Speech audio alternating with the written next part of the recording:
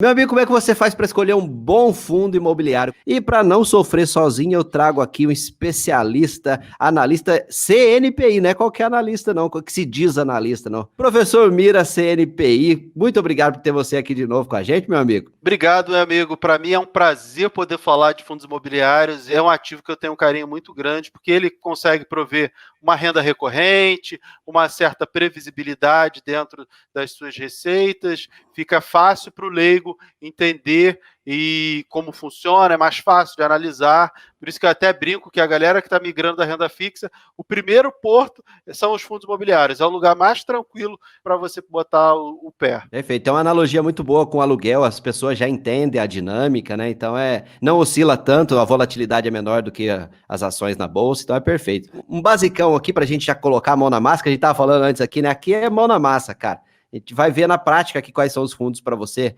estudar e verificar se faz sentido, verificar o que o professor Mira analisa num fundo antes de investir, mas acho que antes disso, para o cara que está caindo de paraquedas, é interessante a gente falar da facilidade de se investir em imóveis de qualidade, de valor, por exemplo, shoppings, galpões logísticos, no Brasil inteiro, de forma diversificada, porque um fundo imobiliário, muitas vezes, ele é multi-inquilino, multi-imóveis, né? Eu consigo sair parcialmente, eu consigo vender, sei lá, R$100, R$1.000, diferente do imóvel quando eu tenho investido, que eu sou obrigado a vender binário, né? Ou vendo tudo ou não vendo nada, sendo que no fundo imobiliário eu tenho isso, né? Eu tenho gestores profissionais em imóveis de qualidade, com uma liquidez gigante, que eu posso investir a partir de R$100 e eu posso sair na quantidade que eu quiser, não é isso, Mira? O mercado de fundos imobiliários ele é bem diverso, ele está bem diversificado, tem muito para crescer, mas ele é absurdamente melhor do que ter imóveis. Porque é o que você falou, ter imóvel, o teu dinheiro está concentrado, isso significa que o seu risco está concentrado num único ativo, num único inquilino, se for para aluguel, mas o mercado de fundos imobiliários, você tem aí cotas bem baratinhas, até abaixo de R$100 você tem. São poucas as opções, mas a gente tem. Por exemplo, o MXRF11, que é um fundo misto aí, mais renda fixa, né? A carteira dele é mais ou menos de 60% de renda fixa e custa ali por volta de R$10, R$12, está sempre oscilando nessa faixa. É um fundo baratinho, é melhor do que comprar um Big Mac e entupir o coração de colesterol, entendeu? Gostei Então, dessa. é muito mais fácil. Ah, vai te pagar um dividendozinho. Ah, Mira, então eu vou comprar tudo esse fundo. Claro que não. Em fundos imobiliários, presta atenção. Fundos imobiliários, o mais importante é a diversificação. Compra um pouquinho de vários fundos. Beleza, quantos fundos? Entre 10 e 15 na carteira tá bacana. E com R$1.000 você consegue ter, às vezes com menos do que isso, você consegue ter, sei lá, uns 10 fundos imobiliários, vai depender do preço de cada um deles. Compra um pouquinho todo mês, vai aos pouquinhos. A bolsa vai estar aí amanhã, vai estar aí daqui a 100 anos. Então você não precisa ter Não é um pressa. álbum de figurinha que você tem que completar rápido, É. né? E aí, álbum de figurinha você completa rápido, completei. Acabou a graça, Acabou a morreu. graça, acabou a graça. Morreu, acabou de completar o álbum e a bolsa não é assim. A ideia é que a gente tenha cotas e mais cotas, receba dividendos, compre mais dividendos e tenha o efeito do juro composto provocado na renda variável pelo reinvestimento dos investimentos. Muito legal, Mira. Talvez o primeiro passo, antes da gente já dar uma olhada na prática dos fundos, como é que você enxerga a questão dos fundos de tijolo e de papel? O que você gosta mais? Você gosta de fazer uma carteira diversificada, inclusive entre essas classes de fundo? É assim, o que é melhor, tijolo ou papel? O que é um fundo de tijolo? São fundos que têm imóveis físicos. Tem lá um galpão, um prédio comercial, um shopping, uma laje, que é um andar inteiro de um prédio. Isso aí são fundos de tijolo. Fundo de papel são fundos que têm recebíveis imobiliários, que a maioria são CRIs, Certificados de Recebíveis Imobiliários. E a gente fala papel porque ele é um título, né, de renda fixa. O que é melhor? Se você for pensar para 30, 50 anos, os fundos de tijolo são melhores. Porque os fundos de papel, eles não crescem, eles não valorizam. Por que eles não valorizam? Ah, Mira, mas eu vi a cotação subiu. A gente está falando de cotação e não está falando de valor. O que acontece com o fundo de tijolo? Quando você tem um imóvel, ele está alugado, está gerando renda, o imóvel, a gente tem uma expectativa de que ele valorize pelo menos a inflação. Então, você ganha de duas maneiras. Com a renda e com a valorização do imóvel. O Perfeito. fundo de papel não tem essa ideia. Para crescer, ele precisa fazer novas emissões. A ideia é, para longo prazo, o fundo de tijolo é bacana. Para médio, curto e prazo, cabe uma carteira diversificada de papel e tijolo, porque os de papel vão se beneficiar quando as taxas de juros, a famosa Selic, o famoso IPCA, se eles sobem, esses títulos de renda fixa que tem dentro do fundo de papel, eles tendem a valorizar, a pagar mais, e aí puxa a alta desses caras. E composição é a coisa mais importante quando eu falo de um fundo, e aí não precisa ser fundo imobiliário, qualquer fundo. O que tem dentro dele é que vai dar a direção. E tem um monte de fundo que, o fundo Mega Master, Premium, não sei o quê. Aí você olha dentro, tem um monte de Tesouro Selic. Eu falo, cara, isso aí eu faço sozinho, né? Faço sozinho. Isso do fundo. Sem pagar taxa de administração. Sem pagar taxa de administração, entendeu? Muito legal, Mira. Você fez uma recomendação tempos atrás, lógico que tem muita temporalidade, né? Quando você faz uma recomendação, tem a ver com o tempo, né? Mas para fundo imobiliário, talvez a gente poderia abrir uma exceção aqui e analisar o que você indicou lá atrás, porque diferente de ação, principalmente call de compra e venda de ação que o cara faz trade, num fundo imobiliário, muito provavelmente, claro que você olha preço, mas você está olhando muito, como você diz, o ingrediente aí do bolo, né? O que você falou naquela ocasião? A gente poderia mostrar pra gente e o que você viu de interessante naqueles fundos? Quando eu faço uma carteira, quando eu monto uma carteira, que foi o que eu fiz da última vez, e eu busco diversificação.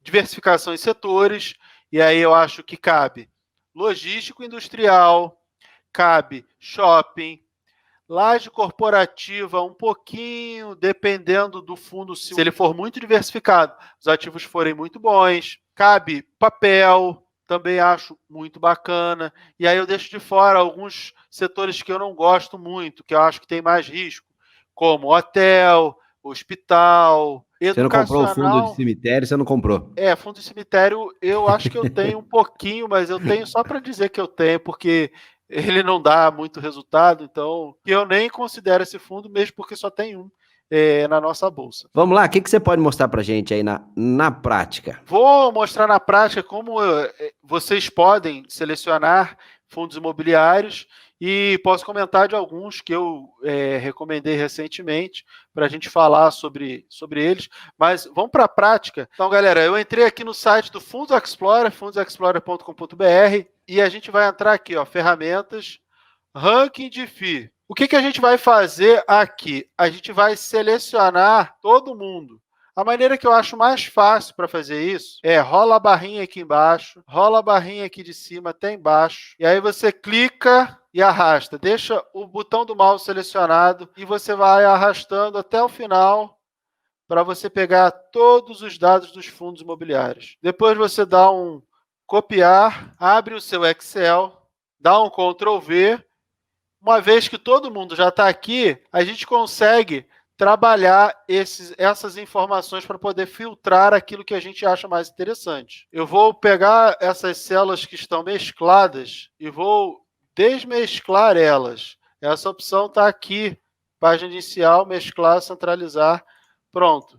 Elas não estão mais mescladas e agora o Excel me permite fazer um filtro do que é mais interessante. Aí eu posso ver maior dividend yield, o maior patrimônio líquido, os setores e tudo aquilo que eu quero. Agora eu vou jogar o filtro, dados, filtrar, vou colocar o filtro. Para ficar mais fácil, vou até dar um zoom para vocês. Setor. Mira, eu quero só fundo de shopping. Vou desmarcar aqui e vou botar shopping. Só fundo de shopping. Desse fundo de shopping, eu quero os maiores. E aí eu vou aqui na parte de patrimônio líquido e boto do maior para o menor. Ele vai classificar do maior para o menor. Então, eu tenho aqui os maiores fundos de shopping. HGBS, XP Malls, o VISC, HSML, o ABCP11, Parque Dom Pedro, Mall 11. E aí você vai comprar todos os fundos de shopping? Claro que não. Mas você pode analisar. Esse é o primeiro passo para a gente analisar. E aí ele mostra o dividend yield, a média do dividend yield, fala, pegando 12 meses, quem tem as melhores médias? 5%, 5,57%. Mira, é interessante falar que a gente está em renda variável e estamos falando de 200% do CDI só de rendimento, hein? Sem falar de valorização, hein? 200% do CDI, só em proventos, sem falar em valorização da cota, e shopping. E shopping sempre foi um dos setores mais seguros de fundos imobiliários, e por isso é normal se aceitar um recebimento menor. Então, sempre foi muito comum fundo imobiliário de shopping pagar entre 0,4% e 0,5% ao mês. Se aceita baseado na segurança, porque os shoppings não vão acabar. Eles estão aí há muito tempo, e principalmente os fundos que são diversificados são bem diluídos. Agora, quando a gente fala de outros fundos, de outras classes, é normal se aceitar 0,6, 0,7, principalmente os fundos de papel. Fundo de papel, como ele tem uma duration menor, como eu falei para vocês, eles duram menos, é normal que se receba mais. 0,7, 0,8, 0,9% ao mês. Às vezes, 1% ao mês é comum de se receber com fundo de papel. Mira 1% ao mês, nada dá isso. Fundos de papel você consegue. É normal? Todos os fundos vão dar isso? Não, mas alguns fundos vão dar isso sim. Tendo na carteira, balanceando o risco, cabe perfeitamente. O que acontece? Aqui, na própria planilha, ele está mostrando o último dividendo zerado. Na verdade, o XPMOLS pagou o dividendo no último mês, é que o Fundos Explorer ainda não atualizou. Verdade, ele voltou a pagar, né? Tava ele voltou a pagar. né? Embora esteja pagando pouco, assim como o VISC, que estava lá na casa de 60 e poucos centavos, e agora está pagando aí perto de 19. Ele pagou até um pouco mais no começo da crise, 30 e poucos centavos, e agora está em 19 centavos. Eles estão pagando menos. Por isso que eu falei de 12 meses, porque o importante é a gente olhar um prazo um pouco maior. O ideal era olhar até 36 meses. Por quê? Porque essa crise vai passar, a economia vai se recuperar e a gente vai ter bons resultados nos shoppings e em diversos outros fundos. A gente vai ter muito lojista quebrando e saindo. Sim, mas isso é o pensamento e a visão de curto prazo. No médio e longo prazo, a gente tem oportunidades.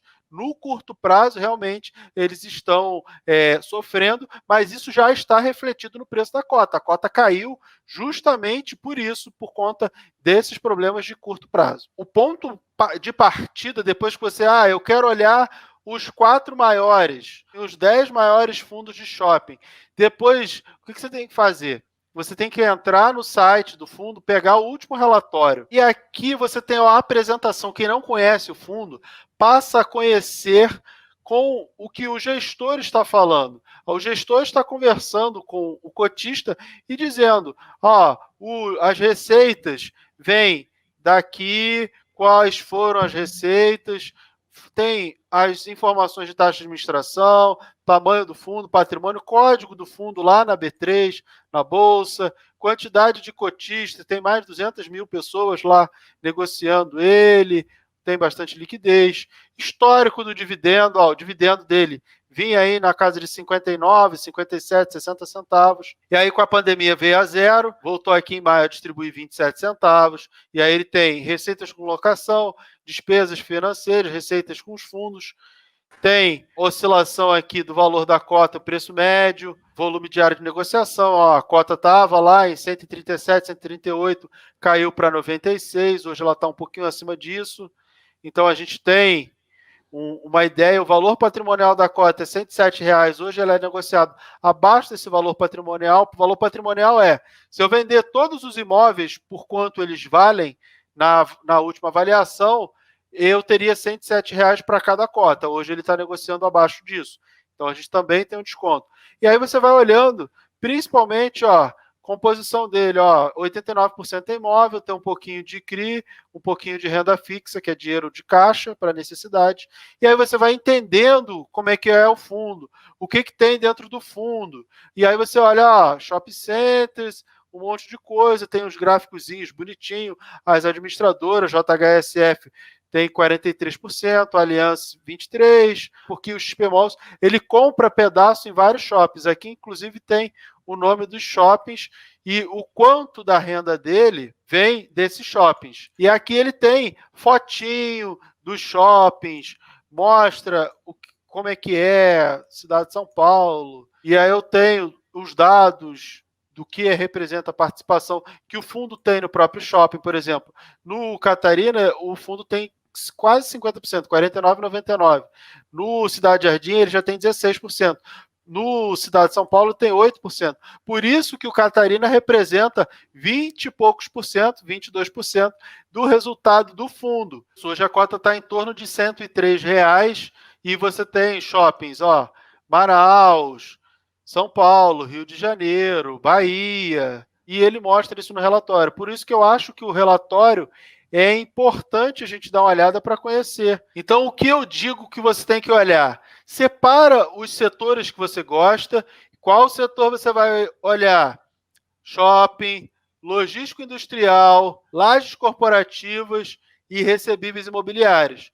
Dê uma separada, dá uma olhada nos maiores e aí busca no site do administrador relatórios trimestrais. Eu digo que você pode usar a regra dos 3, que é pegar os 3 melhores setores, shopping, logística industrial e aí lajes, mas dá para misturar com de papel. Você pega os 3 melhores e procura os 3 maiores, como eu fiz ali no filtro. Os 3 maiores, você vai cair nas maiores gestoras, normalmente, Credit Suisse, o Reding Grifo, o AXP, a Quineia, que é do Itaú, Vinci também, que é uma grande gestora, e aí você vai ficar ali em fundos interessantes, fundos bons, você vai ter as melhores oportunidades à barganha da Bolsa, não porque isso é muito difícil de acontecer, mas você vai estar exposto a fundos mais interessantes, mais tranquilos, com a chance muito menor de errar. Eu não vou deixar você fugir, não, você vai ter que contar pra gente quais foram os fundos que você falou naquela sua recomendação lá, e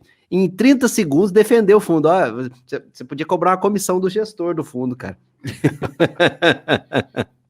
Bom, vamos lá, galera. Esses são os fundos que eu recomendei recentemente. Alguns já tiveram variação de preço, o preço subiu. VISC e XP Malls. Por que VISC e XP Malls? Os dois são fundos de shopping, foram impactados com a pandemia. Eles estão com o preço interessante descontado, pensando no longo prazo. Então, eu acho que cabe na carteira. Aqui foram 10 fundos, justamente pensando 10% em cada um deles. Esse foi o racional quando eu escolhi esses fundos. XP Malls e VISC são extremamente diversificados, são dos maiores do setor. O HGRE, ele é um fundo de laje corporativa, também gigante, é da Reding Grifo, esse HG é da Reding Grifo, que é do Credit Suisse. É um fundo que tem muitos imóveis interessantes. Para quem não gosta dessa exposição, porque acha que o mercado agora não é interessante, pode ficar fora. O HGRU, ele é um misto ali de educacional com comercial. Ele fez um processo de subscrição, depois está fazendo um novo processo agora de subscrição, e ele saiu muito bem com essa parte de logística durante a crise, porque ele tem exposição com imóveis para o Grupo Pão de Açúcar, que tiveram muito interesse, vendas aumentando, e aí o fundo foi beneficiado com esse movimento.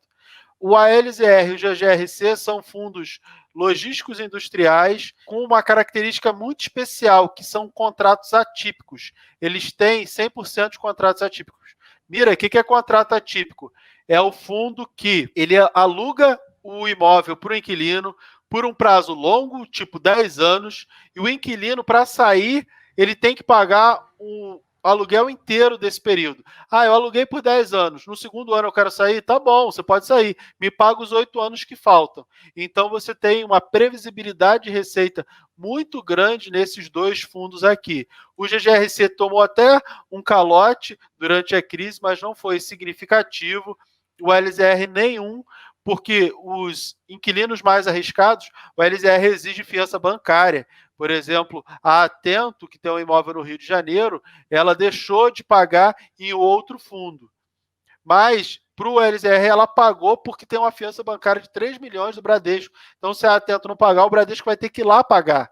E isso deu uma segurança maior ao fundo. O fundo passou ileso por todo esse período de crise até agora. Aqui a gente tem fundos de papel. O HCTR, ele tem uma maior exposição em GPM, por isso eu escolhi, cerca de 40% da carteira dele é exposição em GPM. O FSXC, o IRDM e o BSR são fundos de papel que têm exposição também. O FSXC também tem uma exposição em GPM. Ele tem um relatório bem bacana, vale a pena dar uma olhada. É sempre um relatório bem robusto de informações, às vezes 40 páginas aí, com bastante figurinha, colorido para a gente olhar. O IRDM é aquele que eu falei que sempre faz emissão, e aí está na casa de uns 20% de desconto. É um fundo que eu gosto para longo prazo. Por quê? Porque sempre que ele fizer uma emissão, é uma chance que você tem de comprar mais barato. O BSR11 é o fundo da UBS, do banco UBS, e ele também tem característica de longo prazo, uma carteira bem diversificada, de vez em quando faz umas emissões, dá um descontinho aí entre 5% e 10%, é um fundo de um grande gestor, e aí eu botei para balancear. Esses foram os 10 que eu escolhi na minha última recomendação, no meu último call, e alguns já subiram, outros nem tanto, então às vezes o preço fica caro, porque o mercado reconhece a qualidade do fundo, mas através dessas emissões você consegue aproveitar aí o preço caindo, você recompra ou compra o fundo e consegue fazer a entrada nele num preço um pouco melhor do que ele está agora. Muito legal, Mira. Eu acho que esse é o grande valor da função do analista, é despertar o cara para uma coisa que ele não tinha ouvido falar. Não significa cheque em branco, né, Mira? Você jogou lá e falou, invista nisso que você vai ficar rico. Não é assim que funciona. Obrigado por você estar aqui, cara. Isso. Eu que agradeço o convite. Para mim é sempre um prazer estar com você, que é um grande amigo, e poder contribuir com a sua audiência com um pouquinho do que eu sei. Quem quiser pode me seguir lá no Instagram, @professormira. Top demais. Você que gostou desse vídeo, manda para os seus amigos também. Não se esqueça de se inscrever aqui no canal. Beleza, galera? Valeu, tudo de bom. Tchau, tchau. Obrigado. Tchau, tchau.